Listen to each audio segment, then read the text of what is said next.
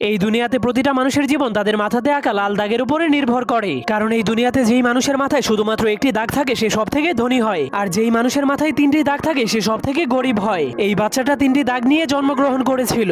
এরপর সে ধীরে ধীরে বড় হওয়ার পর সে দেখতে পায় তাকে শুধু গরিব মানুষের সাথেই থাকতে হয়, আর যাদের মাথায় দুইটি দাগ আছে তাদের গোলামি করতে হয়। এমনকি তাকে দুই দাগওয়ালা মানুষের জন্য সারাদিনই কাজ করতে হয়, যার ফলে দুই দাগওয়ালা মানুষের বাচ্চারা তাকে মারলেও সে কিছুই বলতে পারতো না। এজন্য সে একদিন লুকিয়ে লুকিয়ে তার কপালের একটা দাগকে মুছে ফেলে। এরপর কাউকে কিছু না বলেই লুকিয়ে লুকিয়ে দুই দাগওয়ালা মানুষের রুমের মধ্যে চলে যায়। কিন্তু সে ভিতরে যাওয়ার পর দেখতে পায় সব দুই দাগওয়ালা মানুষের এক দাগওয়ালা মানুষের একদমই চাকরের মতো সেবা করছে, যা দেখার পর সে অনেক অবাক হয়ে যায়। এরপর সে বুদ্ধি খাটিয়ে তার আরেকটা দাগকেও মুছে ফেলে। কিন্তু যখন দুই দাগওয়ালা মানুষেরা দেখতে পায় তার কপালে এক দাগ, তখন তারাও তার সেবা করতে শুরু করে দেয়। তখন সে জীবনের প্রথমবার এত সম্মান পেয়ে অনেক খুশি হয়ে যায়। কিন্তু তখনই হঠাৎ করে উপর থেকে একটা মেশিন চলে আসে। এরপর সকল এক দাগওয়ালা মানুষদেরকে টেনে টেনে উপরে নিয়ে যায়। এরপর সেই মেশিন তাদের মাংসগুলোকে কেটে কেটে তিন দাগওয়ালা মানুষদেরকে খাওয়ার জন্য